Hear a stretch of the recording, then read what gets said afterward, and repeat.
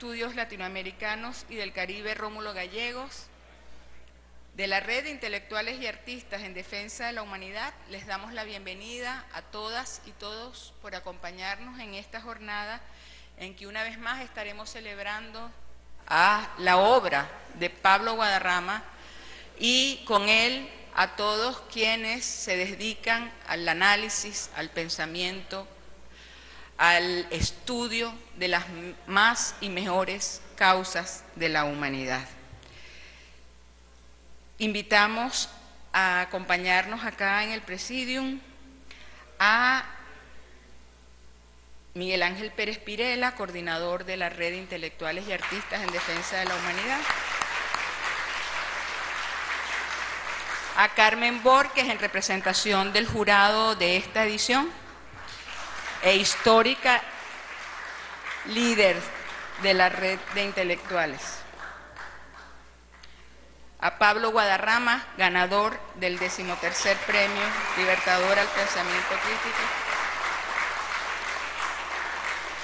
a Pedro Calzadilla, presidente del CELAR, y al ministro del Poder Popular para la Cultura, Ernesto Villegas.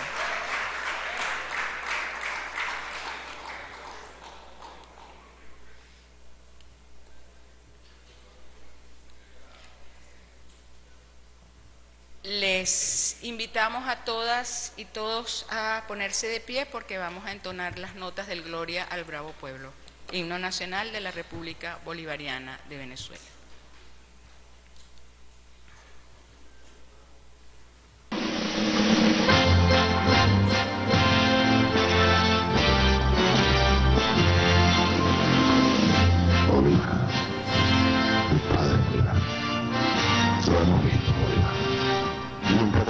En silencio, orando, aquella pregunta de Neruda: Padre, ¿eres tú?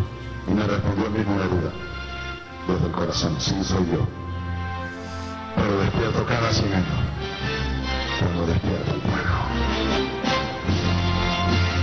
Gloria al bravo pueblo que el yugo lanzó, la ley respetando la virtud.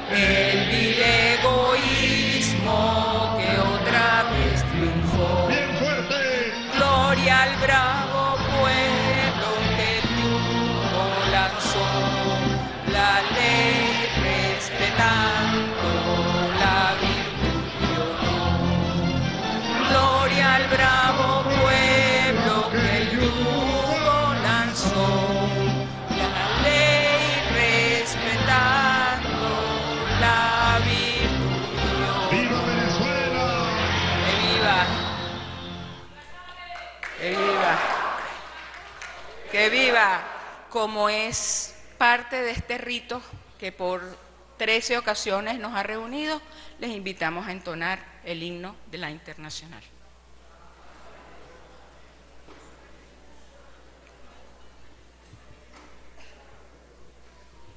Arriba los pobres del mundo, de pie los esclavos sin pan. Alcemos todos unidos, viva la Internacional. Removamos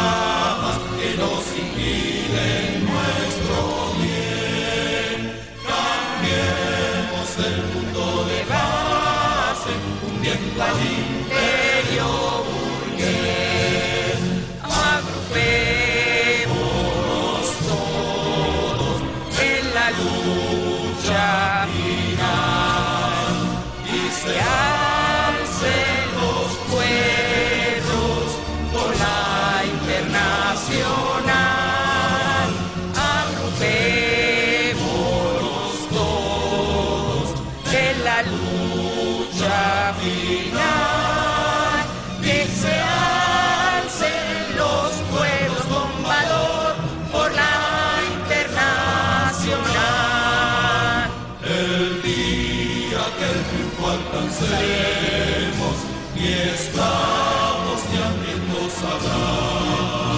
La tierra será el paraíso de toda la humanidad, que la tierra de todos sus frutos y ya en nuestro hogar, que el trabajo es el sostén que a todos de la abundancia hogar.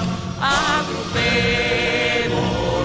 todos en la lucha final y se alcen los pueblos por la internacional.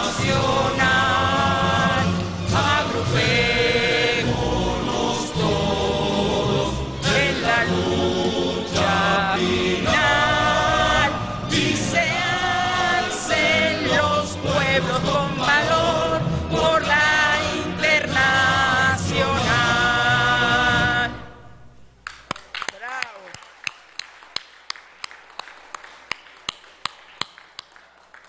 Por los pueblos del mundo estamos aquí.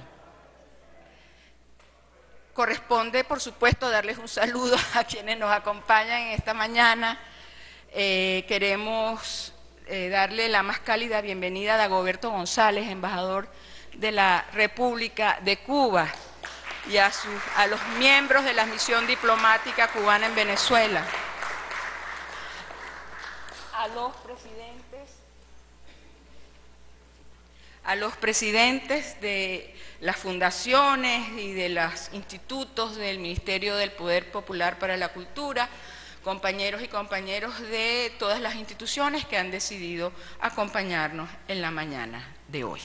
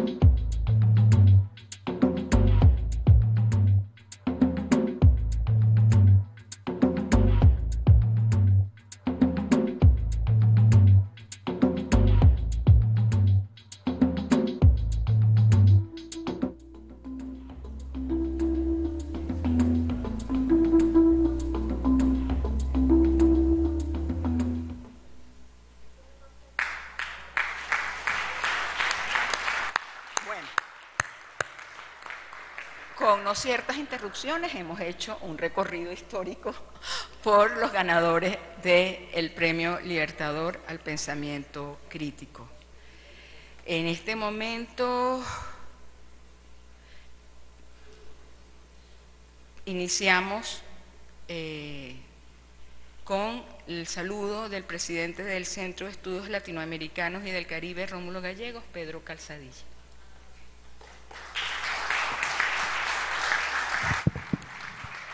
Bueno, buenos días a todas y a todos. Bienvenidas y bienvenidos a esta casa. La casa de Rómulo Gallegos, la casa del Centro de Estudios Latinoamericanos y del Caribe. Pido excusa por el retraso al comenzar, con que hemos comenzado, y hemos debido ver ese video que vimos allá, aquí, que hace un recorrido, la trayectoria histórica de este premio que llega a su 13ª edición.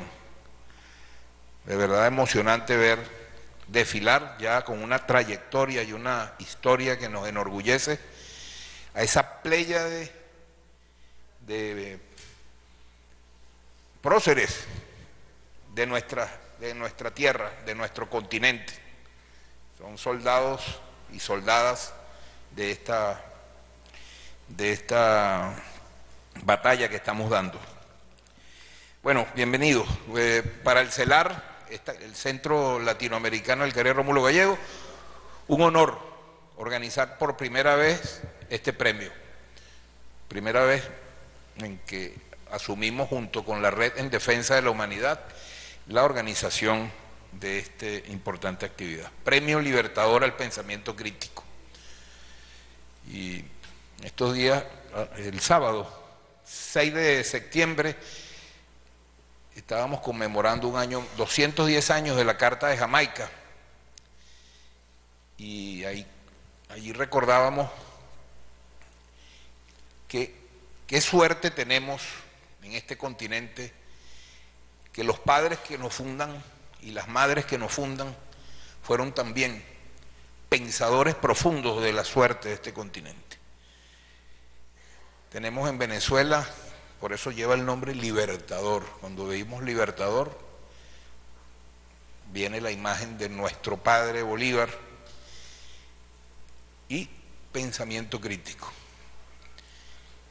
Así como libraba batallas en el terreno, en lo militar, y hacía estrategias, estaba también escribiendo, pensando, diseñando el destino de este continente. Y felices nosotros de que conmemoremos no solo las batallas, como Carabobo, por ejemplo, sino que el mismo que dirigió Junín, el mismo que estuvo al frente de la liberación del continente, haya escrito obras del pensamiento crítico de su tiempo. Era el pensamiento crítico de su momento, contrahegemónico, insurgente, que se estaba bregando en medio de los avatares y las exigencias de una revolución que estaba en marcha hace 200 años. ¿O es que no era así? Estaban abriéndose las puertas de un nuevo tiempo y se estaba pensando también. Por eso yo creo que es muy pertinente, y Carmen, que estaba allí, participó en el diseño de este premio en sus orígenes, Carmen Borque, y el nombre, qué bueno el nombre, Premio Libertador al Pensamiento Crítico, vincular esas dos. En este siglo XXI, en que estamos dando una revolución, yo estoy cada día más confiado, cada día me distancio más del pesimismo. Dice, no, que perdimos las elecciones por aquí, que ayer tuvimos buenas noticias del sur. Saludamos al bravo pueblo argentino. Aquí está Paula Clacco, a quien a través de ella le enviamos un abrazo. Y aquí están los pensadores que están acompañando esta revolución del siglo XXI. Este premio los congrega, es una buena radiografía de una buena muestra de lo que se ha hecho en este tiempo. No es poca cosa. Cada una de esas obras son grandes contribuciones al pensamiento crítico, a la construcción de una alternativa al capitalismo y al socialismo, llamémoslo por su nombre, el socialismo del siglo XXI, como lo queramos llamar, pero es el socialismo que nos toca debatir y construir ahora. Con estas palabras yo quiero despedirme y agradecer su presencia, siempre en los avatares, en las batallas que nos apremian en Venezuela siempre, ya estamos acostumbrados. Todo lo hacemos bajo el fragor de la batalla, desde las cosas más pequeñas hasta las más grandes. Este premio, estamos aquí hoy a esta hora, también como parte de ese esfuerzo. Saludo a quienes han estado con nosotros, que vienen de otras partes del mundo, que estuvieron trabajando durante 2 días, 4 y 5, en un extraordinario encuentro que se hizo en este mismo espacio. Espacio que, hablando de pensamiento crítico, lleva el nombre de nuestro querido maestro Luis Brito García. Esta sala se llama Luis Brito García, en reconocimiento al uno de los grandes entre los grandes en nuestro continente. Muchísimas gracias y bienvenida y bienvenido.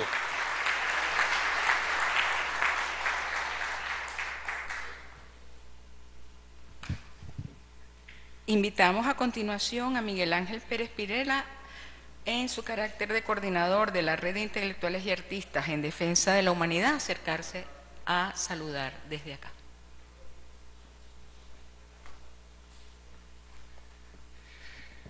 Bueno, feliz día para todos, un día realmente de felicidad, de alegría, de belleza y de pensamiento, porque retomamos con todos los bríos un premio que se distingue de todos los otros premios al pensamiento, a la investigación, porque permítanme decirle que es un premio sin complejos.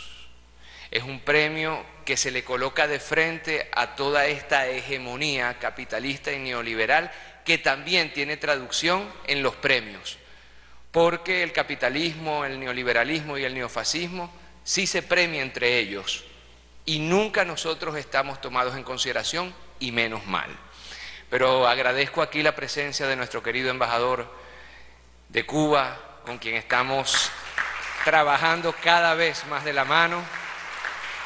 Bueno, a figuras tan importantes del pensamiento como mi maestro, nuestro maestro Luis Brito García, Abel Prieto, Ramón Grofogel, a los intelectuales y las intelectuales que nos acompañaron estos 2 días aquí, arduos días de pensamiento crítico, donde fuimos duros contra el neoliberalismo, contra el capitalismo, contra el neofascismo, pero también contra nosotros mismos, haciendo las autocríticas necesarias, porque no tenemos que esperar que la autocrítica venga del otro lado, ni tampoco de los que supuestamente están en esto enarbolando las banderas del pensamiento crítico. También a los viceministros Raúl Casal, y un saludo muy especial a Sergio, mi cariño, mi respeto y mi admiración,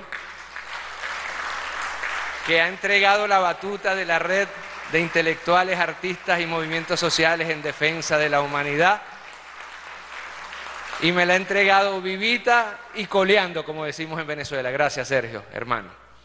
Y bueno, y a todos los que nos acompañan hoy día. Un saludo especial también para el equipo del CELAR, porque realmente a pulmón, con un profesionalismo a toda prueba, ha levantado estos 3 días de eventos. Y a mi querido hermano y amigo, el ministro Ernesto Villegas, que ha hecho de la cultura un hecho democrático, un hecho popular. Y claro está, a Guadarrama, al profesor, que yo le decía poco hace, le decía, profesor, una cosa es que te digan que vas a ganar el premio, porque todos estos días le hemos estado diciendo, era calentando motores, hoy sí te lo vamos a dar. Un aplauso entonces para Guadarrama y nuestra querida Carmen Bohorque, fundadora de esta red de intelectuales, artistas y movimientos sociales. Disculpa que me extienda mucho, pero entiendo también el relanzamiento, el reimpulso de este premio como una nueva oportunidad en momentos donde el enemigo no es una entelequia. Las amenazas no son ideas platónicas, no.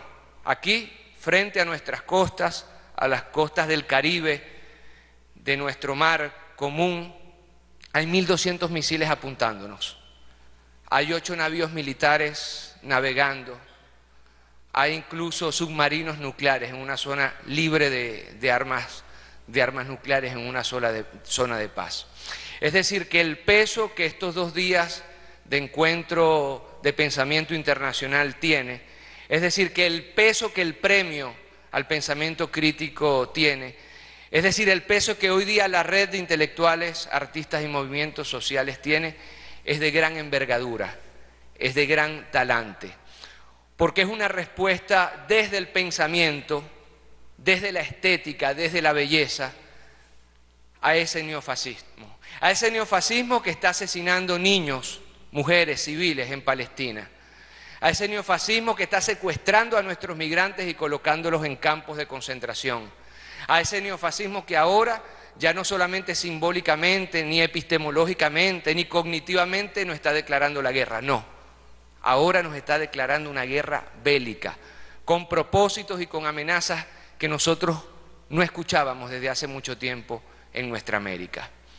Nosotros entonces aquí, bajo la dirección, bajo la intuición y bajo la dignidad también de nuestro presidente Nicolás Maduro, estamos resistiendo desde el pensamiento, desde la belleza y sobre todo desde el pensamiento y la belleza crítica. Porque la única manera de avanzar es revisarnos una y otra vez para ver si lo estamos haciendo bien. Termino con esto.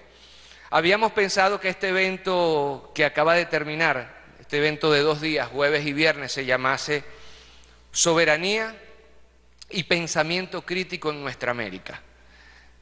Pero un amigo en común, cuyo nombre no voy a mencionar, dijo, es necesario colocar imperialismo. Si vamos a pensar y a pensar críticamente, pensemos en soberanía, en imperialismo y ahora sí desde el pensamiento crítico. Porque el imperialismo que acaso hace 20 años, Carmen, cuando este premio se fundó, no es el mismo imperialismo de ahora. El imperialismo se vestía incluso de afrodescendencia con Obama, se vestía de pensamiento correcto con otros que desgraciadamente se nos voltearon y se fueron para la acera de enfrente. Pero hoy día el imperialismo está en su fase agónica y es capaz de absolutamente todo. He repetido ya innumerables veces en estos días el poema de Mario Benedetti que decía, cuando te den palos de ciego, responde con palos de vidente. Y la intelectualidad venezolana y la intelectualidad caribeña y la intelectualidad nuestroamericana y la intelectualidad mundial en estos momentos está respondiendo con palos de vidente a partir del pensamiento crítico. Viva entonces la red de intelectuales, artistas y movimientos en defensa de la humanidad. Viva el premio al pensamiento crítico. Viva Venezuela, la patria de Bolívar. Viva Cuba. Viva nuestra América y viva la revolución. Muchísimas gracias.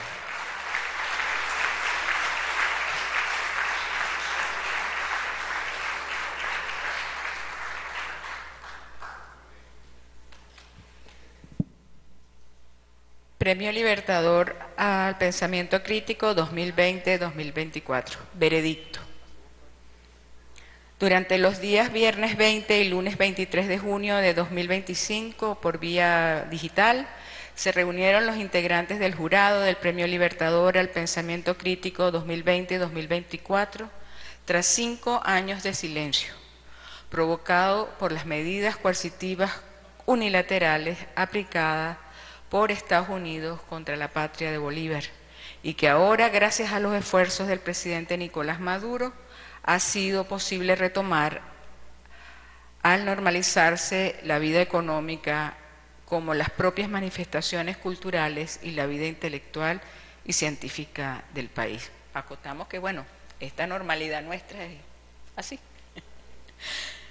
En esta nueva etapa de la Revolución Bolivariana, el jurado antes referido e integrado por el ganador del premio en el 2019, Claudio Katz, de Argentina, Mónica Bruckmann, que nos acompañó hasta ayer, de Brasil, Francisca López Siveira, quien saludamos aquí presente, de Cuba,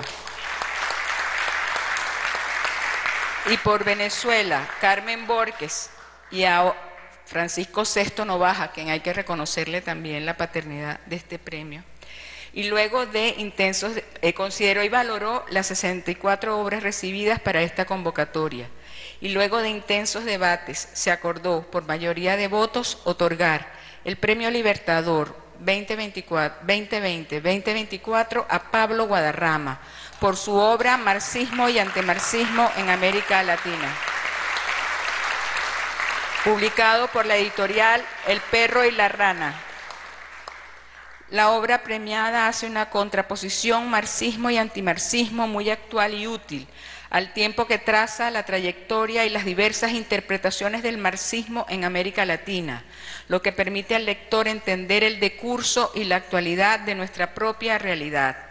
Recorre además la historia de la filosofía para demostrar cómo la misma ha sido utilizada para reforzar la primacía de Europa como modelo cultural y de pensamiento, que debe ser cultivado e imitado en el resto del mundo occidental. Frente a este colonialismo mental, Guadarrama reivindica las tesis de Marx, profundiza en las verdaderas causas de los problemas socioeconómicos en nuestro continente y coincide con otras propuestas liberadoras en cuanto a la necesidad de que sean los pueblos los que por sí mismos hagan valer su derecho a establecer sus propios referentes culturales y a decidir su propio destino. El jurado reconoce igualmente la calidad de la mayoría de los textos presentados y a tal efecto acordó también, por vía excepcional, otorgar 6 menciones honoríficas citadas en orden alfabético. Atilio Borón y Paula Clacco. Paula, por favor. Segundo turno. El resurgimiento del ciclo progresista en América Latina y el Caribe. El perro y la rana, Caracas 2023. Jorge Sanginés, quien no pudo acompañarnos. Cine y Sociedad, Fundación Pimbes La Paz 2024. José Guadalupe Gandarilla, Totalidad del Capital, Teorización, Crítica y Encare de Colonial hacia la descolonización del conocimiento. Pensamiento TEA Tenerife 2024. Ramón Grosfogel, Pensamientos descoloniales desde América Latina. Belaterra Ediciones 2024.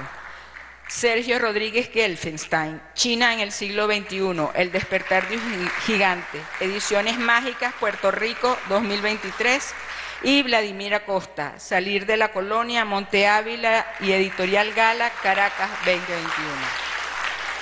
Para constancia del presente veredicto suscriben Claudio Cast, Francisca López, Mónica Bruckman, Farruco Sesto, Carmen Borges en Caracas, a los 23 días del mes de junio de 2025.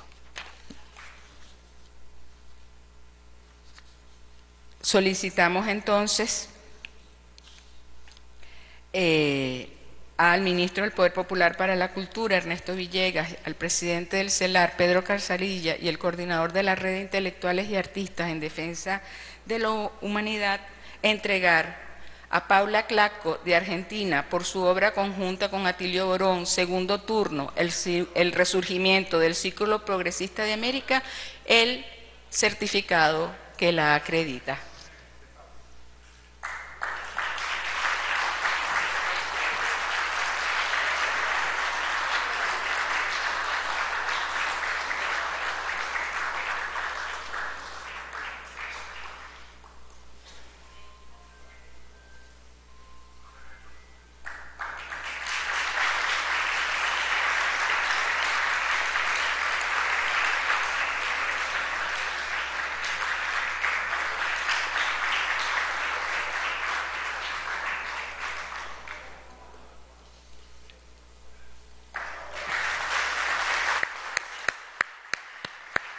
A José Guadalupe Gandarilla, de México, por la obra Totalidad del Capital, Teorización Crítica y Encare de Colonial hacia la descolonización del conocimiento.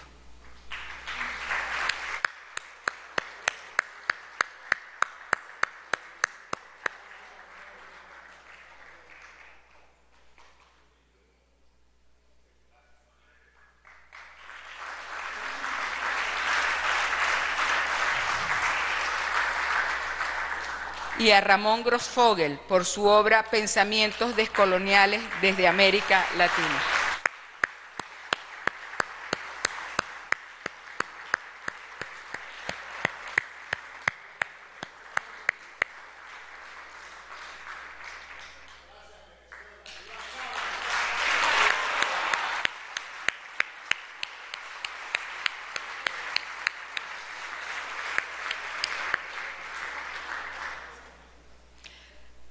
Llamamos entonces a Pablo Guadarrama, de Cuba, a recibir su premio Libertador, la 13ª edición, por su obra Marxismo y Antimarxismo en América Latina, Crisis y Renovación del Socialismo.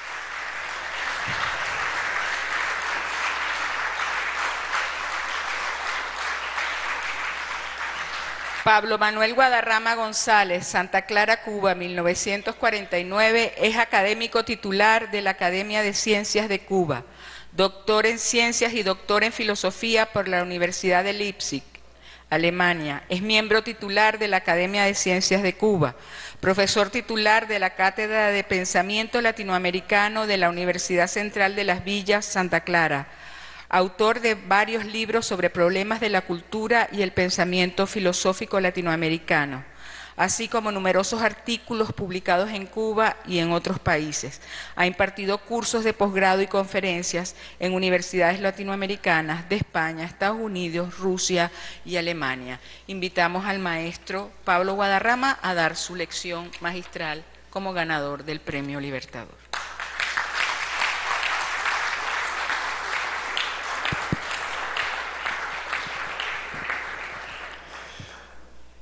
Muy buenos días. Desventurado el que no sabe agradecer, honrar honra, expresó nuestro José Martín.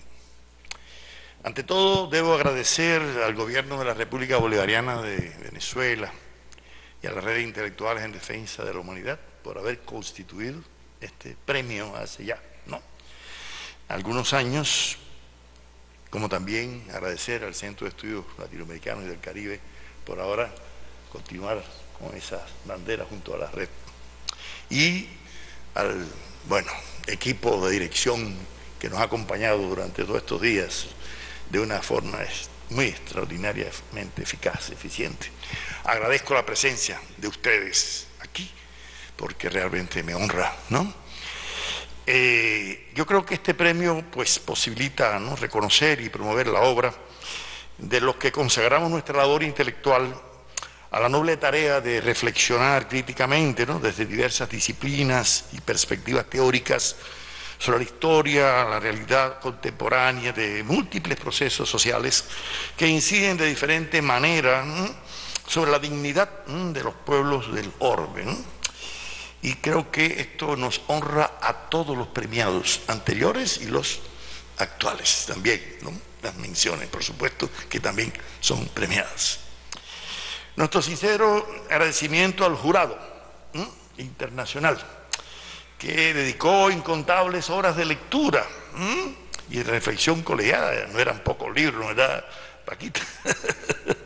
En esa difícil tarea, de premiar un libro y otorgar menciones honoríficas a otros valiosos candidatos también, porque ya ustedes pueden ver que realmente es extraordinariamente la calidad intelectual de todos los que han sido honrados con mención.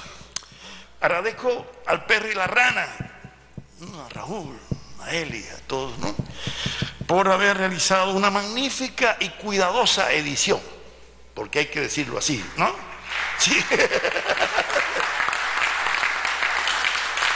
Además, de un libro que es el resultado de 4 décadas de trabajo. A veces me dicen, ¿cuánto tiempo usted necesita para...? Depende. ¿Por qué? Porque este estudio sobre la trayectoria de las ideas socialistas y marxistas, así como de las críticas que se le han hecho a las ideas socialistas y marxistas, pues en el ámbito latinoamericano, específicamente, yo creo que comenzó a finales de los años 70, cuando terminamos nuestro primer doctorado de filosofía en la Universidad Karl Marx de Leipzig, sobre el positivismo en América Latina, la obra de Enrique José Barona y demás. Y ya empezábamos a ver ahí algunas críticas a las ideas socialistas y a las ideas marxistas desde finales del 19, algunas más o menos justificadas, otras no tanto, y eso nos motivó a que a inicios de los 80 pues dijimos, vamos a dedicarnos a ver cuáles son las razones por las cuales se hacen estas críticas a las ideas socialistas, desde socialistas utópicos hasta socialistas un poco menos utópicos, y empezamos a hurgar, creamos un equipo de investigación al cual quiero agradecer públicamente a la Universidad Central Marta Abreu de Las Villas en Santa Clara, Cuba, que siempre me facilitó todas las posibilidades, ¿no es así? y a nuestro grupo de investigación de pensamiento filosófico latinoamericano que creamos la cátedra Enrique José Barona, y durante 16 ediciones, desde 1987, cada 2 años hemos discutido muchos temas con relación al pensamiento filosófico, ¿no?, y político latinoamericano. Desde aquella inicio de los años 80, primero comenzamos a investigar por qué se atacaba las ideas socialistas y marxistas en el caso de Cuba, ¿no?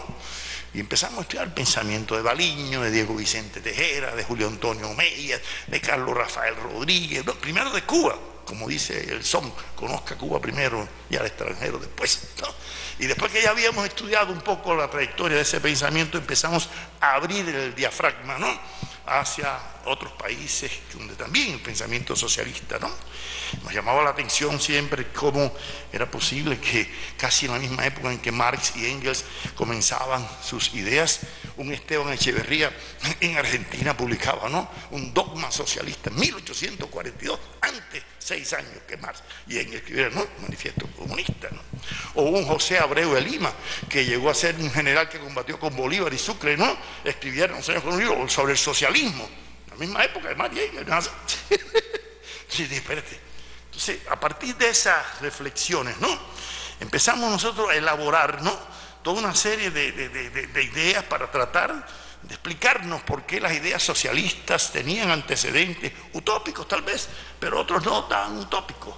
Un marxista allá en Santa Clara por 1880 y tanto, en un periódico villareño, ¿no?, Manuel García Garófalo, defendía ideas socialistas y ya marxistas, ¿no?, por allá en la época. O un Carlos Baliño que quería también, y que Martí le dijo, no, un momentico, ahora no es idea, hay que esperar a que venga no allí Paquita, la república, que no es en la Manigua, sino allá donde vamos a hacer la república con el bien. Entonces, por eso ya cuando en los años 80 comenzamos a ver, ya a discutir en varios países, aquí en Venezuela en 91 vinimos al evento del centenario de Gramsci, en México, en otros países, y cuando en Nicaragua en el año 85 nos pidieron si podíamos dar unas conferencias sobre, surgió la idea de escribir este libro. Ya estuvimos 3 meses en Managua sobre las ideas, ¿no?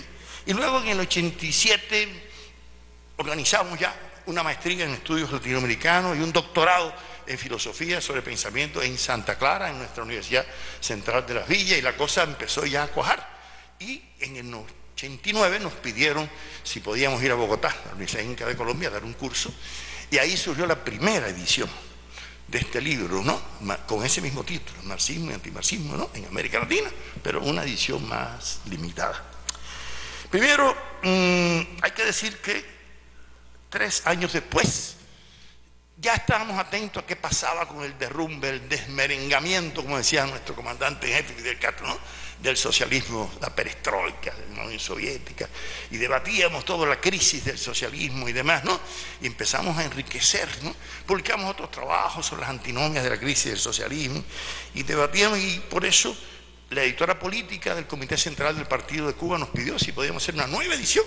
Bueno, pues actualizamos la nueva edición, la publicamos en México, en El Caballito, y salió la nueva edición. Bien. Luego de pasar un tiempo, pues un día, después de haber publicado aquí en El Perro y la Rana los 3 tomos de pensamiento filosófico latinoamericano, que la amiga Carmen Borque nos organizó y prologó, pues me pidieron del Perro y la Rana si podían también hacer una nueva edición del mismo libro. Ya estamos en 2012, 2013, pero hay que actualizarlos. Y esto, ¿no? Y como me dijeron, no, se puede agregar otros trabajos, ya la cosa creció tanto, porque fue creciendo siempre, ¿no? Y ya eran casi 2 tomos, ¿no? Y bueno, un día me llamaron, bueno, sí, queremos publicarlo, pero no hay papel por ahora, si podemos ponerlo en internet, si usted autoriza. Yo autoricé que se publicara. Yo no sé qué tiempo duró, pero duró menos de un mes, que lo hackearon y destruyeron. Entonces así, el libro desapareció de internet, el libro, ¿no? Y yo pues había rescatado precisamente una ya versión final de la edición, ¿no? Y cuando en el 2019 recibimos mención por nuestro libro sobre democracia y derechos humanos en este mismo Premio Libertador, en el 19, conversando con Raúl Casal, le hablé del libro, me dijo, sí, lo tenemos por ahí, pero bueno, resulta que le envié el libro porque después ni siquiera aparecía por acá, ¿no? Entonces, yo me olvidé, sinceramente, de aquello. Ya yo dije, bueno, eso ya desapareció. Y un día recibo un mensaje de Carmen presentando al presidente Nicolás Maduro, presentando el libro, ¿no? Una feria, y me llama Tilio Borón, me dice, Pablo, ¿y tú qué? ¿Por qué no estás aquí? Digo, no, ¿dónde? No, aquí en la Feria del Libro de Caracas, se está presentando tu libro, mira el presidente Maduro. Yo sorprendido, ¿no? De que el libro se hubiera ya publicado, ¿no es así? Para que usted, ¿no? Pero bueno, se publicó el libro en el año, ¿no? Esa es toda la trayectoria, ¿no? De este libro que, ¿no? Antes, en el 2016, en la editora política, el amigo allá Aguirre quería publicarlo en la editora política en Cuba, y cuando ya lo tenía casi listo, ¡bum!, cerraron la editora política en La Habana. Yo dije, este libro está fatalmente condenado, ¿eh?, a desaparecer, ¿no es así?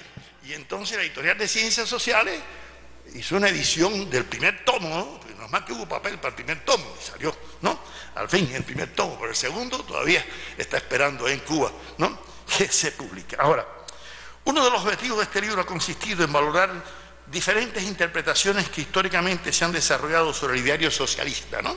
Y el marxismo, bueno, en términos marxismo ustedes saben que es bastante problemático, pero bueno, Marx no quería ni siquiera que se llamara marxista, ¿no? Bueno, pero lo cierto es que el libro partió de una hipótesis central, ¿cuál? Que al igual que el socialismo, el marxismo, tanto en sus orígenes, en el plano filosófico y en el plano ideológico, primero se enriqueció en la confrontación con la ideología burguesa, ¿no? Y se enriqueció con el debate epistemológico y axiológico con filosofías, ¿no?, idealista, metafísica, irracionalista, de distintos tipos, ¿no? Así, pero atendiendo siempre a las luchas sociales de cada momento histórico determinado, sobre todo en el ámbito latinoamericano. Y por eso la tesis es que nuestras ideas socialistas y marxistas no han constituido un simple eco, ni calco y copia, como decía Mariátegui, ¿no?, sino que ha sido una creación heroica también, ¿no?, de ideas socialistas y marxistas. Y además creo que nuestras ideas socialistas y marxistas en América Latina han enriquecido, ¿no?, ese humanismo práctico que tomamos prestado de Marx, de los manuscritos económicos y filosóficos de 1844, frente al humanismo filantrópico abstracto, ¿no?, burgués. Y por eso es que el libro trata de verificar en qué medida algunas críticas al socialismo y al marxismo son no muy válidas, de europeísmo, de exotismo, de dogmatismo. Claro que los ha habido también, ¿no? No vamos a negar que ha habido ortodoxias y no heterodoxias, ¿no? Pero yo creo que en realidad la mayor parte de nuestros pensadores, en lugar de construir sistemas a priorísticos, metafísicos, ¿no?, sobre el socialismo y el marxismo, no, han utilizado el marxismo más como arma crítica de transformación de sus circunstancias, ¿no? Y en gran medida han sido más auténticos que idénticos al europeo, ¿no? Y más orgánicos, diría Gramsci, con su circunstancia, con su mundo, y han establecido una imbricación intelectual de praxis política y de praxis teórica en el caso, ¿no?, de nuestra América Latina, y por eso creemos que el libro pretende validar la hipótesis, aquella que asumimos, ¿no? Yo creo que se trata de demostrar que en verdad en el pensamiento filosófico, político, jurídico, latinoamericano, ha habido intentos de enriquecer la validez y además de diferenciarlo del anticomunismo, que es otra cosa, para no confundir.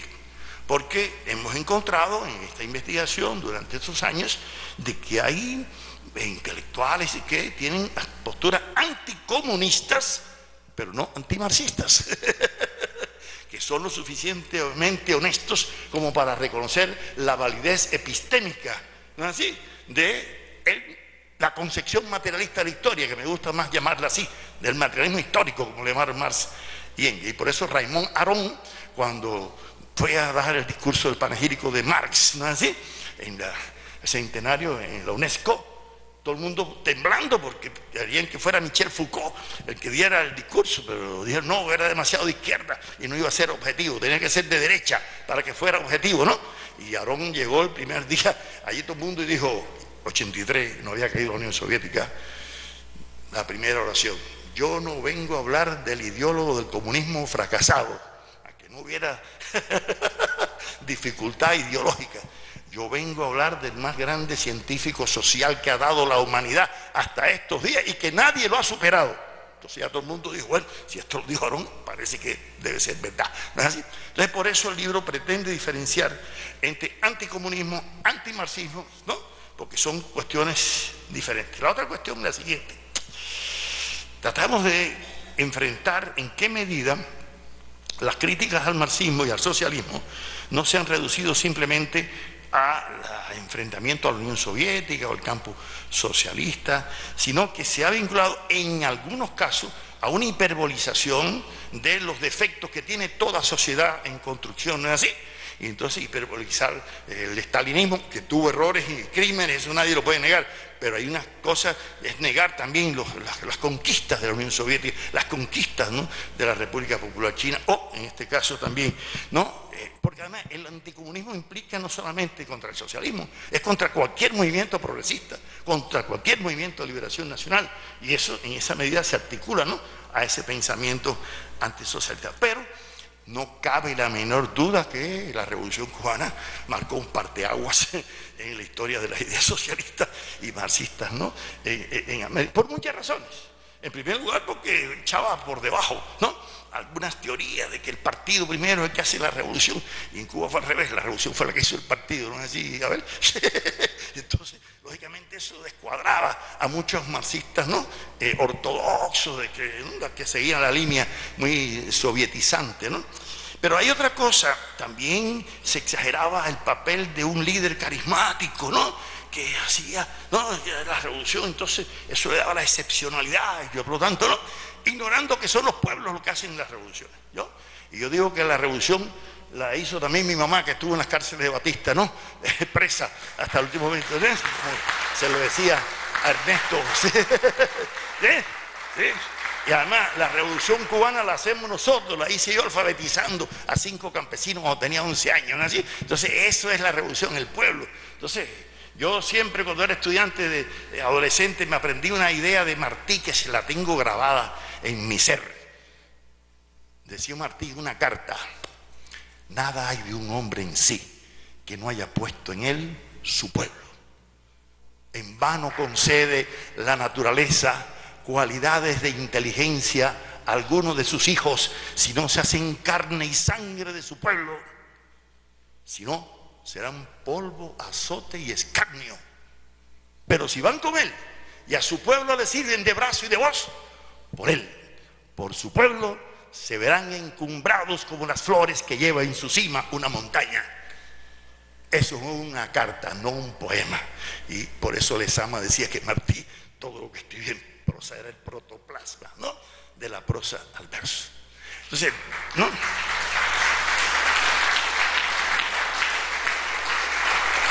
entonces una de las formas también de enfrentar el socialismo ha sido tratar de desvirtuar la dignidad del pueblo cubano. Esa ha sido una forma de enfrentarnos así. Y eso razón nos dio para que en una conversación en Los Teques con el presidente Hugo Chávez, en que me acompañaba la amiga Carmen Borque, Enrique Dussel, Arturo Andrés Roy, Alfonso Sastre, Horacio, ¿recuerdan?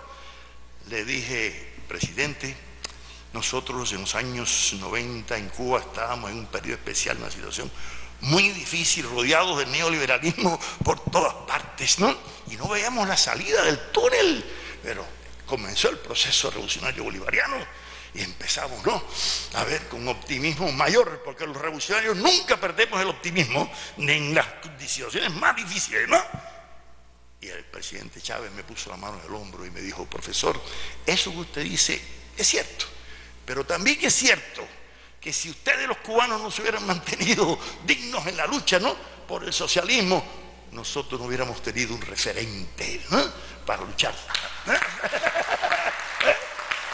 Y yo creo que eso es muy significativo. Así que la dignidad del pueblo cubano se ha mantenido, ¿no?, como una realmente referente para muchos revolucionarios de América Latina.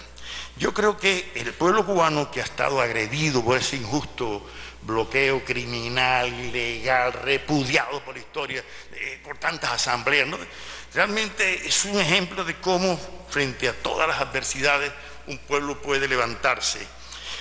El libro, yo creo que trata de analizar algunos errores que se han cometido en la izquierda, ¿no?, latinoamericana, y en qué medida la hiperbolización de la lucha armada, por ejemplo, en determinadas circunstancias de reproducir el movimiento guerrillero y convertir a los Andes en la Sierra Maestra, ¿no?, y otras cosas, ignorando que Marx y Engels inicialmente ni siquiera planteaban la lucha armada.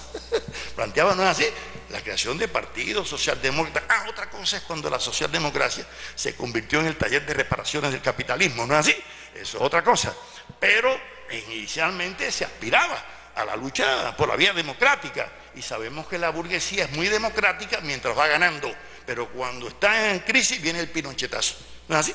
Entonces, conclusión, yo creo que cualquier idealización hiperbolizada de la lucha del socialismo en una visión teleológica de que obligatoriamente va a venir el socialismo, como decía el Che, criticando a los partidos comunistas, ¿no?, que se sentaban en la puerta a esperar que pasara el cadáver del imperialismo, ignorando el lado activo, ¿no?, revolucionario. Es una de las valoraciones críticas que lógicamente se hace el libro. Y a partir del análisis de algunas experiencias llegamos a algunas conclusiones que hemos tratado de resumir en una serie de puntos. No voy a agotar el abecedario, pero voy a empezar a nombrarlas en orden alfabético. Creemos que la orientación socialista de los actuales y nuevos experimentos de superación del capitalismo deben ser el resultado de un proceso revolucionario vernáculo, propio, auténtico y no importado, que aun cuando le sea imprescindible la solidaridad internacional plasmada en las más diversas modalidades de la lucha contra el capitalismo, ante todo, será exitoso en la misma medida en que el sujeto principal sean los sectores populares de cada país. B. La organización de los sectores populares para esa lucha política no debe ser la tarea exclusiva de un partido, que se considere el mismo la vanguardia única, ¿no?, y descalifique a todas las demás fuerzas de izquierda, que no siempre coinciden en todas y cada una de sus propuestas básicas de reestructuración social. C.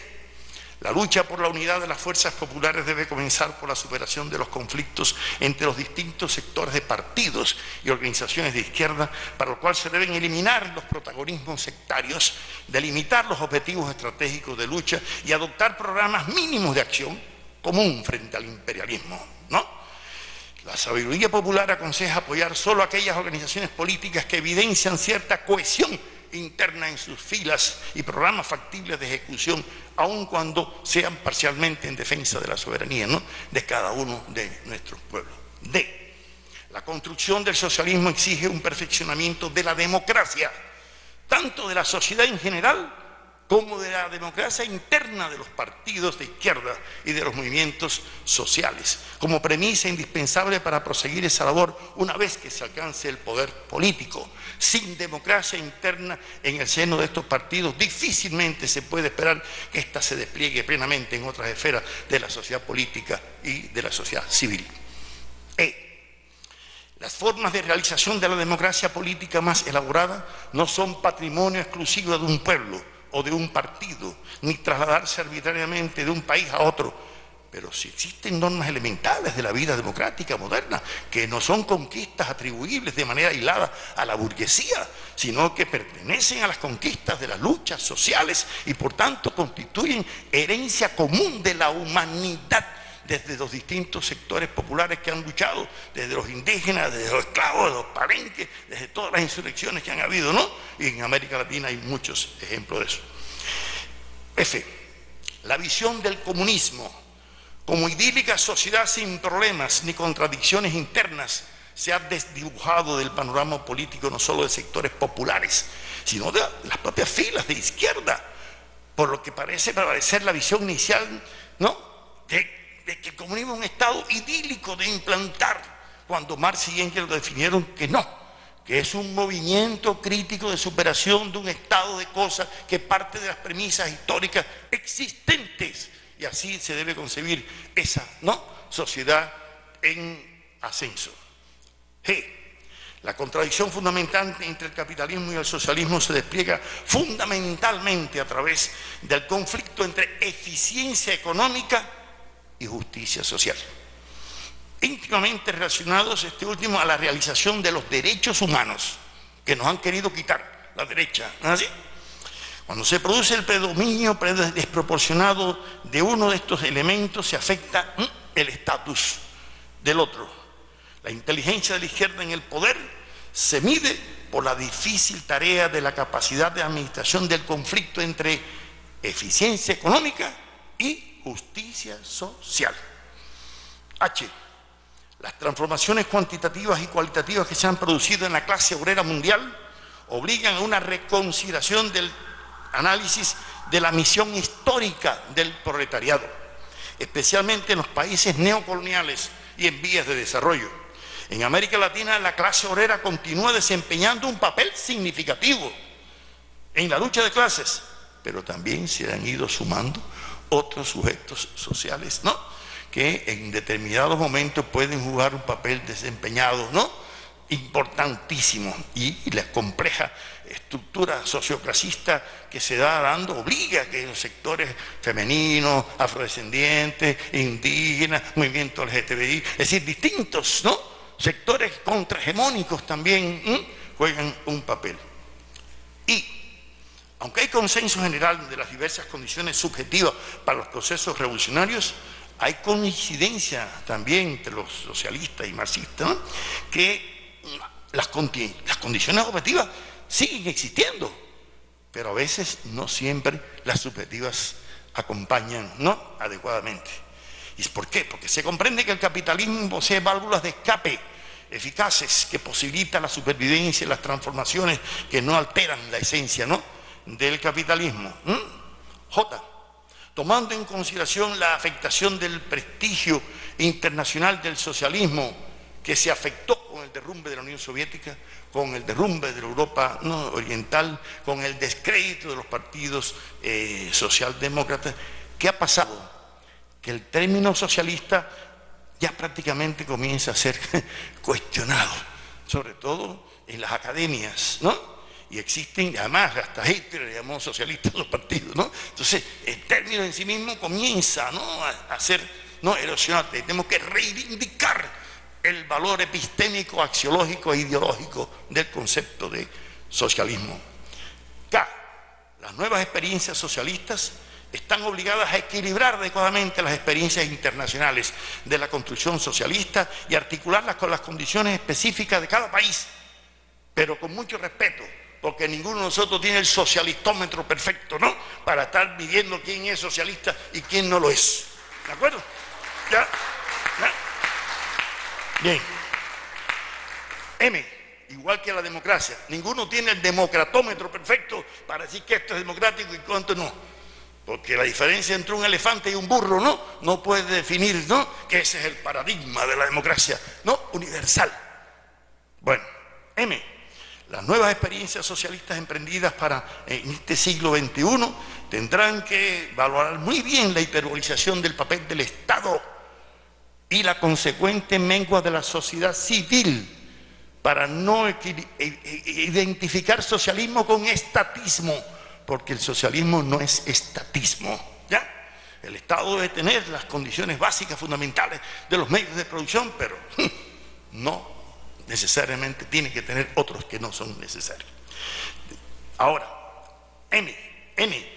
Uno de los problemas de mayor preocupación entre los marxistas latinoamericanos, sobre todo en el siglo XXI, ha sido la cuestión ecológica, y eso tendrá que estar muy presente, ¿no?, en que, como diría Marx, el capitalismo por su naturaleza es hostil a la naturaleza, y el socialismo real lamentablemente cayó también en posturas ecocidas, ¿no es así? Por lo tanto, es necesario que el socialismo del siglo XXI tenga muy presente esta, ¿no?, necesidad ecológica. Y ñ final.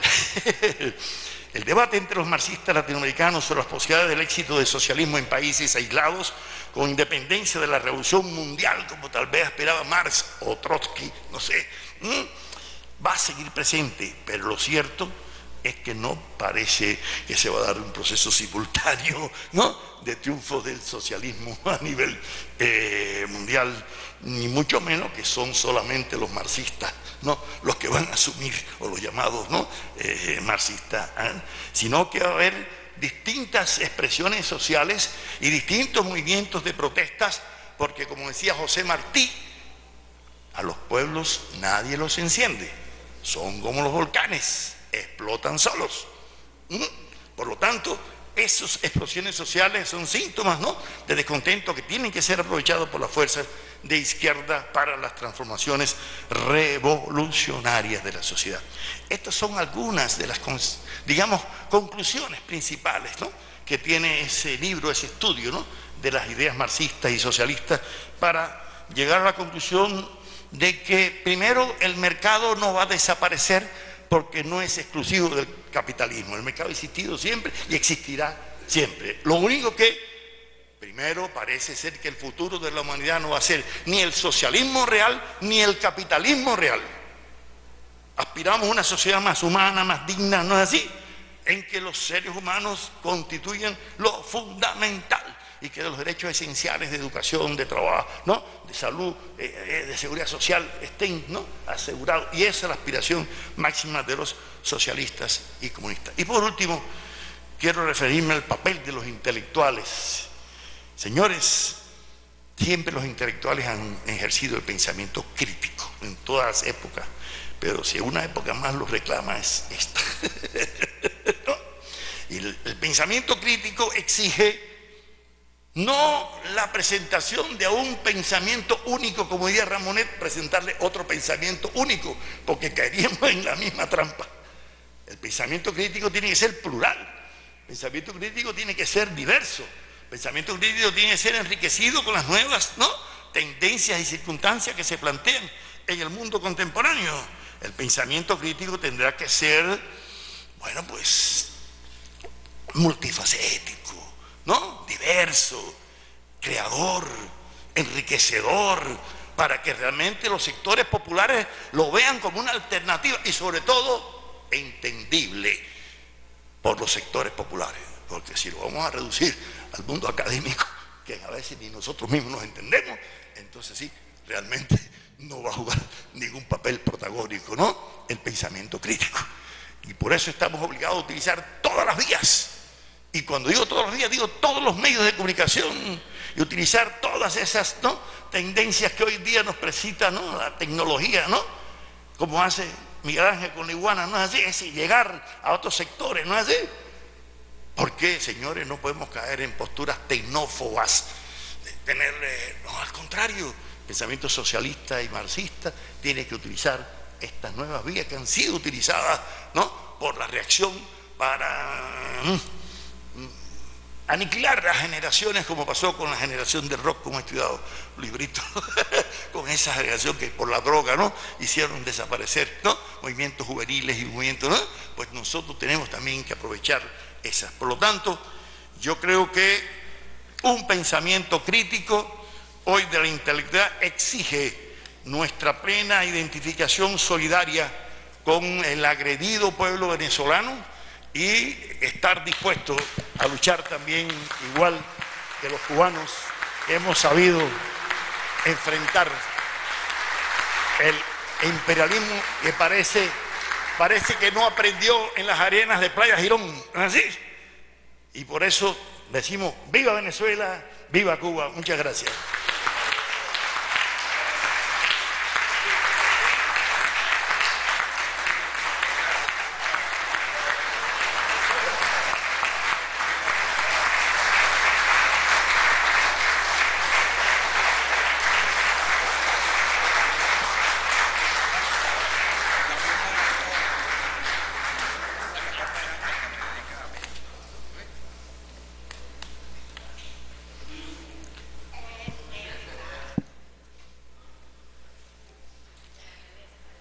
A continuación, Palabras del ministro del Poder Popular para la Cultura, Ernesto Villegas.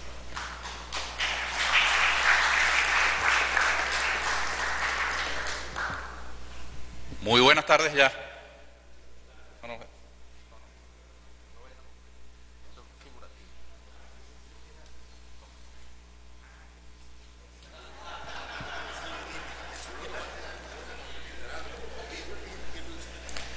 Pablo Guadarrama ganó el Premio Libertador al Pensamiento Crítico con este libro,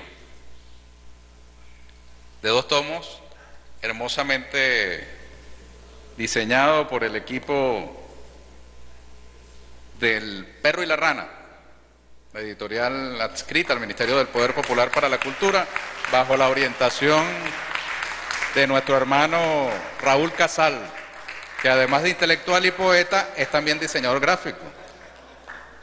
Creo que es mejor diseñador gráfico que todo lo anterior. Demostrado en el resultado, pues. Y le pedí al ganador de este premio que por favor, con la pluma con que Bolívar escribió la Carta de Jamaica, me dedicara uno de sus ejemplares. Y él estaba por arrancar la pluma, porque se lo tomó muy en serio. La salvamos a tiempo. Gracias, Pablo, por tu dedicatoria y por tu dedicación. Gracias, hermano, hombre consecuente, con el pensamiento y con la acción, con la lucha, con las ideas, con las causas más nobles de la humanidad. Reciban el saludo todas y todos, y especialmente Pablo Guadarrama, del presidente de la República Bolivariana de Venezuela, Nicolás Maduro Moros, quien ha estado siguiendo el desarrollo de esta ceremonia y está muy satisfecho con el trabajo desarrollado por la Red de Intelectuales y Artistas en Defensa de la Humanidad y el Centro de Estudios Latinoamericanos Rómulo Gallegos. Felicitaciones de parte de nuestro presidente a estos equipos humanos, dirigidos por el flamante coordinador internacional, en el caso de la red, Miguel Ángel Pérez Pirela, y el profesor Pedro Calzadilla, en el caso del Centro de Estudios Latinoamericanos Rómulo Gallegos.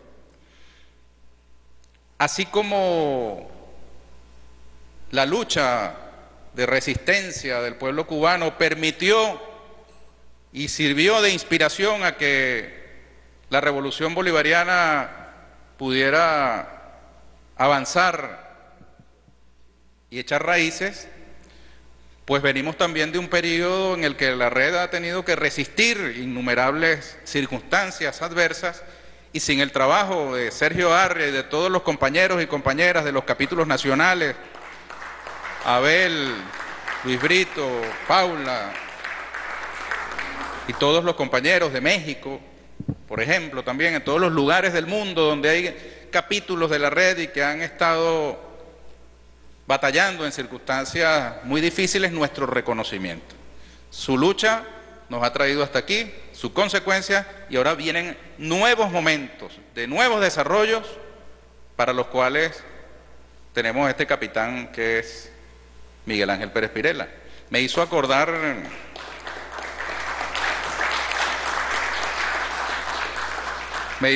Pablo de un dicho que atribuyen a Fidel. A mí no me consta que lo haya dicho Fidel, creo que no lo dijo, pero bueno, viene al caso. Dicen que Fidel en algún momento dijo: los cubanos no podemos hablar inglés como los yanquis, tenemos que hablarlo mejor que ellos. No sé si será verdad o no, pero si no lo dijo, debió haberlo dicho, y creo que los cubanos lo han puesto de manifiesto, porque hablan muy bien el inglés nuestros hermanos cubanos. Que lo diga nuestro querido embajador Dagoberto. Pero nosotros tenemos que hacer lo mismo con la tecnología. No podemos manejarla igual, sino mejor que quienes nos atacan. Y por eso bienvenidos esos nuevos vientos, esas nuevas tormentas que demandan de nosotros nuevas respuestas, sin dogmatismos, como el mismo Pablo se encarga de plasmar en su libro, Marxismo y Antimarxismo en América Latina, crisis y renovación del socialismo. No estamos en cualquier lugar, estamos nada más y nada menos que en Caracas, la cuna del libertador Simón Bolívar.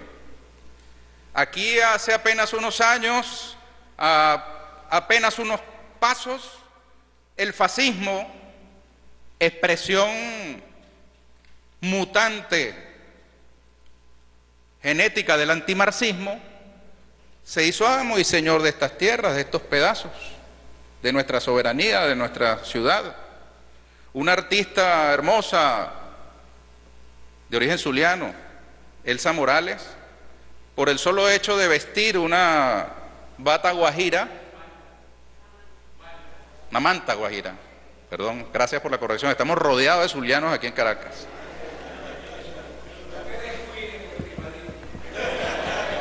Ya vamos a hablar de ese tema.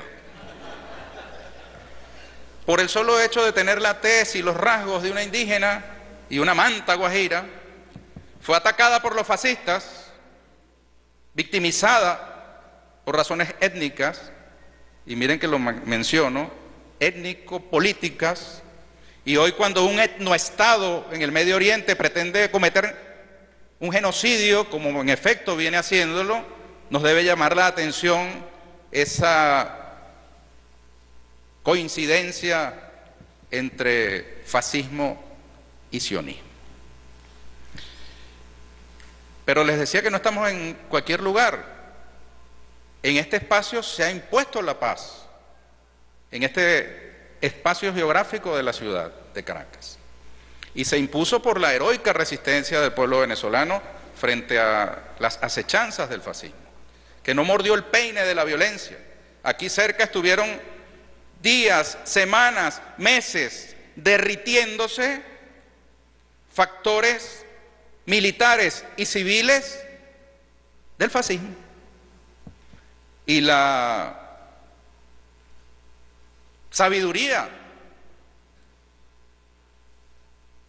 no solamente teórica, sino producto del legado cultural colectivo del que era receptor el comandante Hugo Chávez, tomó las decisiones correctas para que se derritieran en su propia salsa, sin morder el peine de una respuesta legítima que el Estado venezolano pudo haber tenido frente a un conjunto de militares que, desconociendo el orden constitucional y su comandante en jefe, pretendían llevar adelante un cambio de régimen.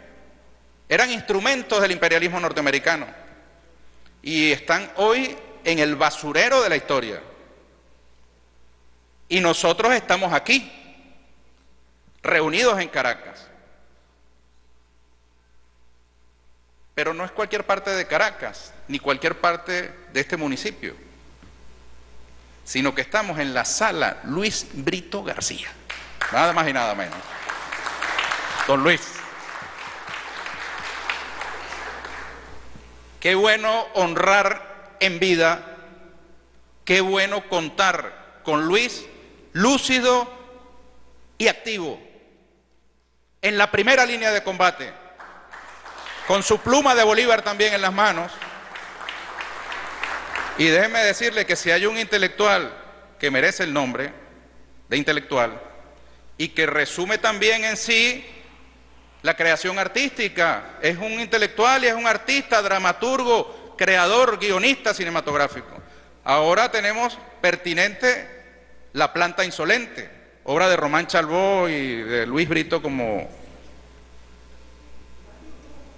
autor. Está de libre acceso en esa herramienta tecnológica imperialista llamada YouTube.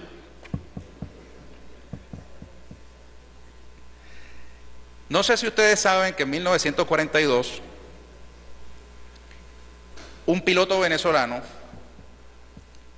de la exigua Fuerza Aérea Venezolana, eran unas fuerzas armadas muy precarias, concebidas realmente para garantizar el orden interno, para que las empresas transnacionales petroleras pudieran desarrollar su actividad para la que habían redactado ellas la ley venezolana que las controlaba, que las regía.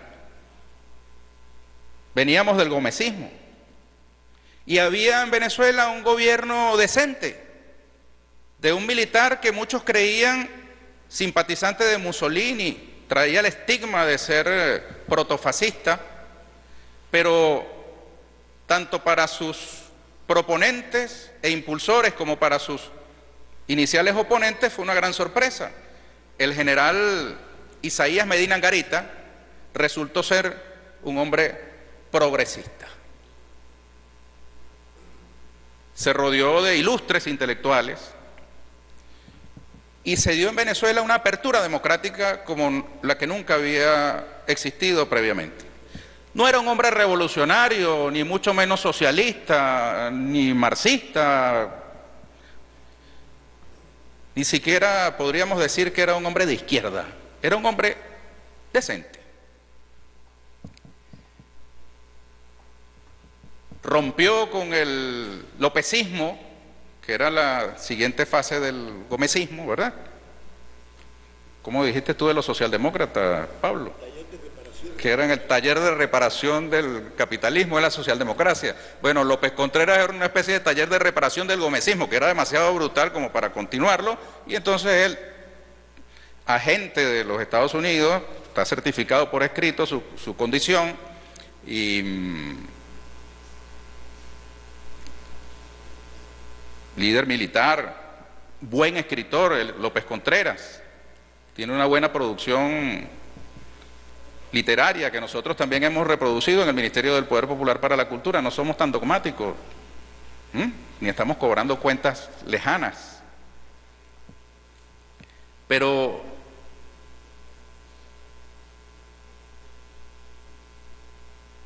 Medina, año 42, se cuida mucho de no declarar la guerra al eje de Alemania, Japón e Italia. Rompe relaciones, pero se cuida Medina. Y resulta que se dio en su tiempo la mayor operación militar jamás realizada en aguas del Caribe en el marco de la batalla del Atlántico. Hitler, a través de un almirante Dönitz, da la orden de atacar embarcaciones que saliendo de Venezuela pasaban a Curazao, Aruba y Trinidad para refinar el petróleo venezolano que proveía el 64% del combustible requerido para las operaciones militares de las potencias occidentales enfrentadas al eje nazifascista. Bueno, fue, como les decía, el mayor número de submarinos empleados en toda la batalla del Atlántico, del océano, fue concentrado aquí en el Caribe. Esa exigua fuerza militar de la que disponía Venezuela no le permitía enfrentar una contingencia de ese tipo. Hubo heroicas acciones de defensa de nuestra sagrada soberanía, pero no fue una memorable realidad de la que tenía nuestro país en materia de defensa militar. Nuestros aviadores apoyaron a las fuerzas de los Estados Unidos que estaban en las islas del Caribe para enfrentar la amenaza de los submarinos nazis.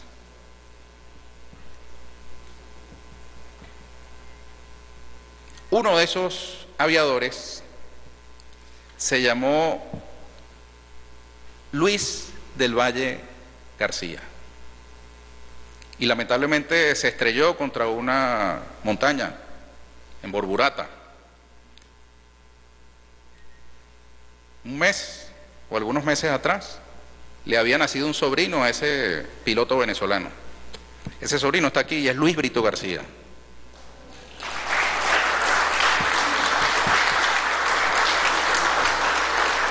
El nombre de este oficial, Luis del Valle García, fue colocado en su honor en la base aérea de Barcelona, estado Anzoátegui.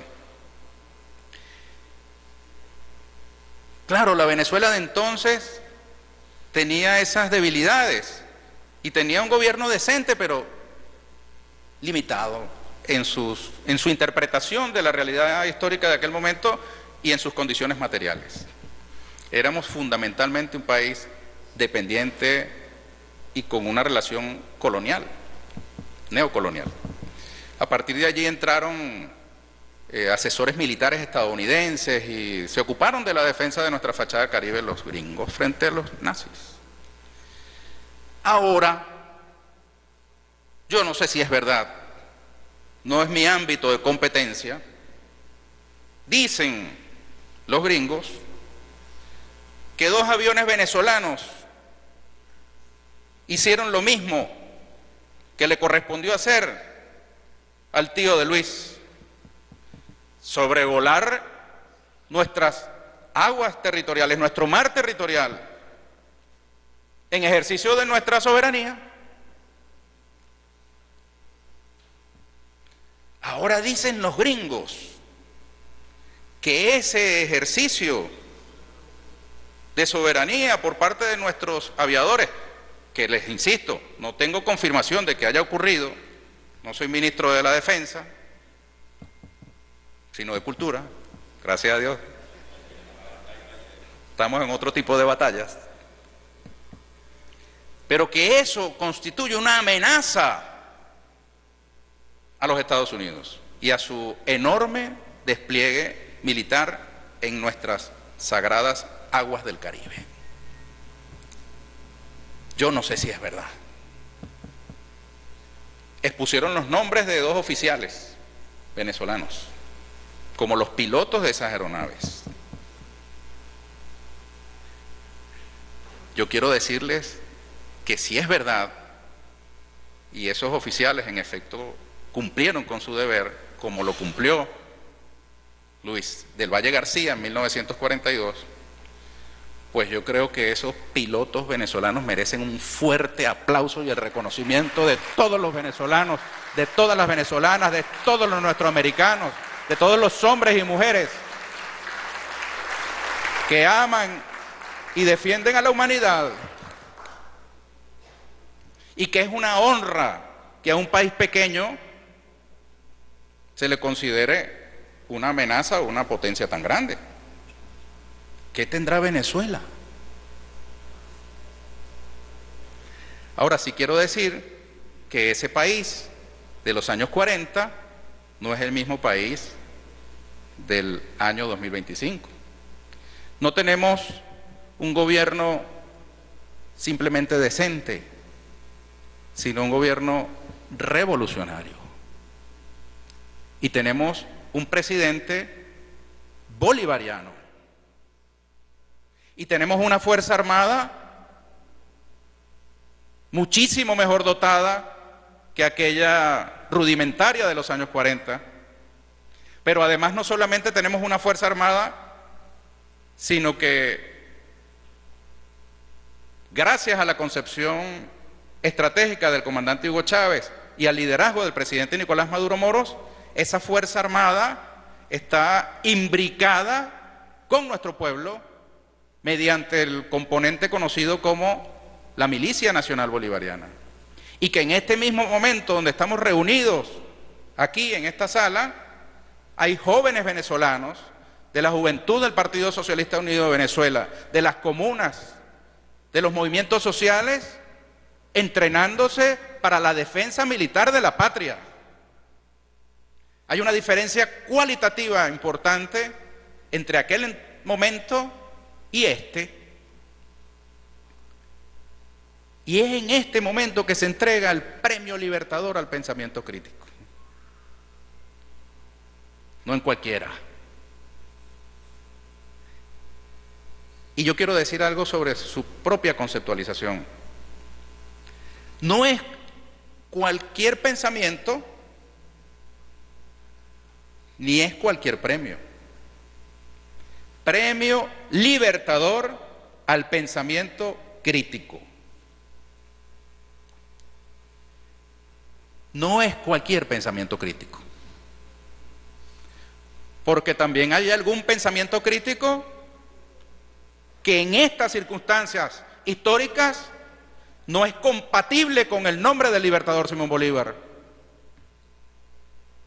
Hoy día un pensamiento crítico alineado con la visión de nuestro libertador es un pensamiento crítico que se pone al lado de las más nobles causas de la humanidad y que jamás se pone al lado del opresor, al lado del imperialista.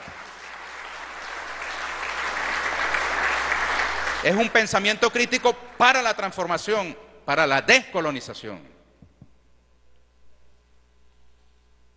De modo pues que es un gran compromiso, mi querido Pablo, recibir ese premio en estas circunstancias y con esa asociación. Bienvenida sea la crítica incluso al pensamiento crítico, porque el pensamiento crítico ¿es para qué? Para encontrar mi rinconcito en el capitalismo y lograr mi propia supervivencia y de los míos, mientras el imperialismo hace de las suyas y masacra a Palestina y cerca a Venezuela e intenta asfixiar a Cuba. ¿O es un pensamiento crítico para ponerse en la primera línea del combate frente a los enemigos de la humanidad? Bienvenidas sean las críticas de todo tipo, pero no se puede ejercer la crítica sin esperar que nunca haya una crítica hacia nosotros mismos. Decía Juan Vives Zuria, recuerda que cuando señalas a alguien con un dedo, tienes 3 dedos señalándote a ti primero. Esto, mi querido Pablo, nos compromete a que no vuelva nunca jamás a haber un vacío en la convocatoria y entrega de este premio. Yo no juzgo las circunstancias que impidieron que en su tiempo lo convocáramos, lo organizáramos. No voy a hacer aquí un ejercicio de autoflagelación. Lo que sí debemos hacer es un compromiso para que este premio se mantenga en cualquier circunstancia, porque en cualquier circunstancia necesitamos la batalla de las ideas, la producción de pensamiento. Todo lo demás es instrumental. Todo lo demás son trampas que el propio sistema nos pone con su lógica para impedir nuestro avance en la batalla de las ideas. Yo quiero compartir con ustedes la felicidad que hoy tiene el pueblo oriental de Venezuela por la celebración del Día de la Virgen del Valle. Que la religión es el opio de los pueblos y que ha servido de mecanismo para la dominación. Cierto, es verdad. Pero en el caso de la revolución bolivariana, en el caso de la revolución venezolana, el aceptar e incluir que hay un aspecto espiritual en la vida de los pueblos que no puedes perseguir, que no puedes desconocer, que tienes que incorporar, es parte de nuestra muy humilde experiencia que le ponemos al servicio del resto de los pueblos. ¿Y por qué si ya se unieron el fusil y el evangelio en las manos de Camilo? Nos cantaba Ali Primera. En Venezuela hay un acontecimiento, se está celebrando la Virgen del Valle. Y allá en el Zulia, la Chinita. Y hasta los más ateos maracuchos celebran el Día de la Chinita. Decían que los marxistas-leninistas mexicanos eran marxistas, leninistas y guadalupanos. Y cuando estuve en Santiago de Cuba, hace ya bastante tiempo, en pleno periodo especial, Abel, tuve la ocasión de visitar la Basílica de la Virgen de la Caridad del Cobre. Hoy es el mismo día, se celebra el mismo día. Y me impresionó ver en aquella basílica ofrendas de creyentes que eran las gorras militares, las insignias de integrantes de las Fuerzas Armadas Revolucionarias de Cuba, que eran marxistas, leninistas, fidelistas, e iban allá a rendirle tributo a su chapita, ¿no? ¿Cómo que se llama? ¿Cómo que? Ah, Cachita. Ahora en el aeropuerto de La Habana hay una gran obra con un mensaje de la Cachita. ¿Ah? Hermanos, el pensamiento sin emoción es inútil.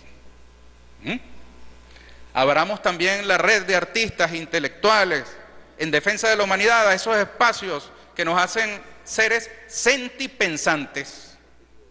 Veamos los sentimientos de nuestros pueblos, no se los regalemos a la derecha ultramontana, al fascismo. Nosotros también, por ejemplo, nos emocionamos con la idea de la patria. En un tiempo eso era blasfemia, porque siendo internacionalistas, ¿cómo defendíamos la nacionalidad o el concepto de nación?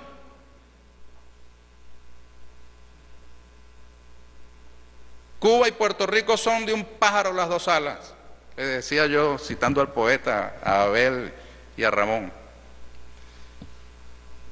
Nuestro amor por Cuba, por Puerto Rico, por su independencia, es una causa tan importante para nuestra América como el estudio de nuestras estructuras sociales y el análisis marxista sobre la realidad económica. Hay un imaginario en disputa y ese imaginario tiene que ser nuestro, no es de más nadie, es de los pueblos, no de las derechas, no de las élites. Aquí en Venezuela y en este municipio seguramente en un tiempo hizo de las suyas una organización de ultraderecha llamada Tradición, Familia y Propiedad. Y parece que de su seno surgieron algunos de los liderazgos contemporáneos de la derecha. Ahora, que ellos levanten esas banderas no quiere decir que nosotros no debamos mirar tanto la tradición, en tanto y en cuanto somos parte de ella, la familia o las familias, y discutir sobre la propiedad. Aquí lo acaba de decir Pablo Guadarrama, socialismo no es estatismo, necesariamente. Entonces, si la revolución bolivariana tiene algo que aportarle a la historia de los esfuerzos revolucionarios del mundo, es esta especie de sincretismo que hemos logrado gracias, en principio, a la visión, y yo la llamaba sabiduría, de un hombre llamado Hugo Rafael Chávez Frías, que encarnó esas contradicciones felices que somos. No tienes un socialistómetro, ¿verdad? No tenemos tampoco un medidor de purezas revolucionarias, un revolucionómetro. Chávez comenzó siendo un joven que quería ser pelotero, era fundamentalmente un muchacho de la Venezuela rural profunda que quería llegar al Yankee Stadium. Lo vamos a condenar porque el béisbol es una imposición cultural de la Venezuela petrolera. Ya va, calma, no te apresures. Hay expresiones culturales contemporáneas que nosotros tenemos que mirar con respeto. Ahora hay un mundo de creación diferente al del siglo XX, al que nosotros tenemos que abrirnos.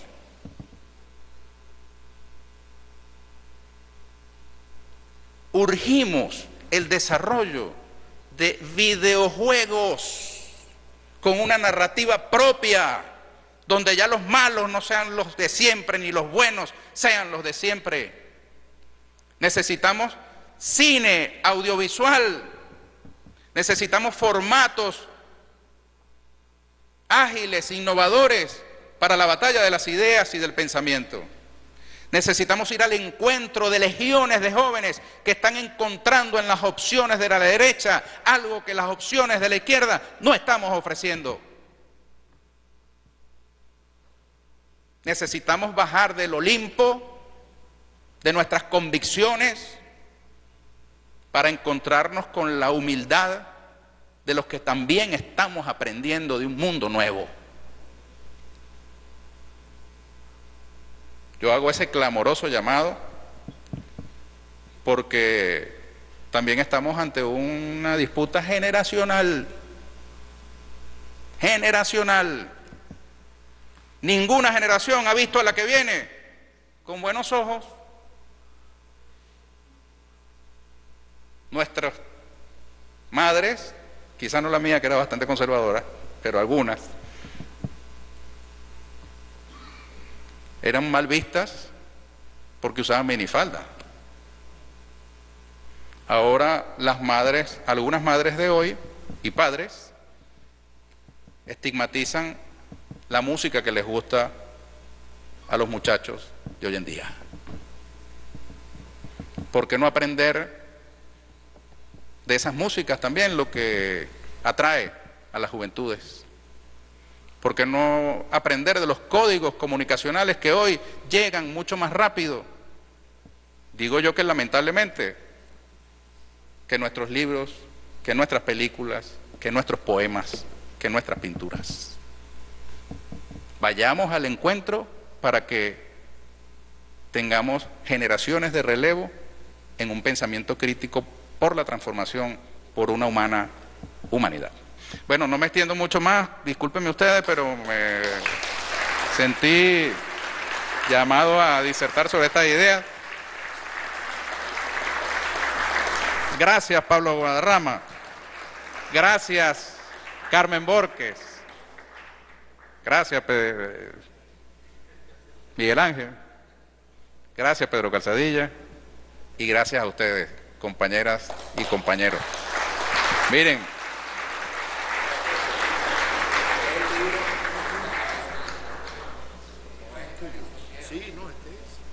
esta edición del libro es la edición que se publica como parte de las bases del premio ya anunciado. Es decir, no es la edición postulada, sino la edición ya curada, la nueva. Miren, y esto se está poniendo cada vez más interesante.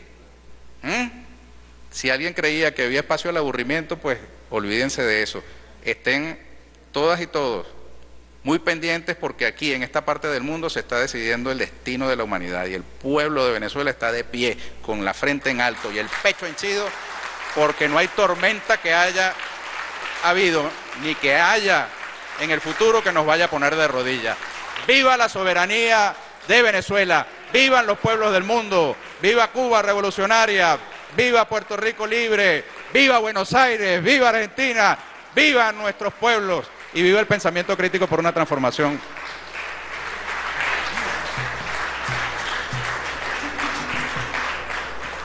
Bueno, agradecemos al ministro del Poder Popular para la Cultura, Ernesto Villegas, a todos quienes lo han precedido en el uso de palabra, a los 64 que participaron en este premio, pero sobre todo para cerrar, una vez más rendimos tributo a Franjín Kelamer, a Bolívar Echeverría, a Renán Vega Cantor, a Isban Mesaros, a Tilio Borón, a Jorge Veraza, a Luis Alegre Sajonero y Carlos Fernández Liria, a Enrique Dussel, a Marta Harnecker, a Juan José Bautista Segales, a Héctor Díaz Polanco, a Claudio Katz y a Pablo Guadarrama González. Su obra hace parte ya no solo del pensamiento crítico latinoamericano, sino del sur global y sobre todo forma parte ya del patrimonio de todas y todos. Muchísimas gracias, nos estamos viendo en el 14º Premio Internacional, el Premio Libertador al Pensamiento Crítico.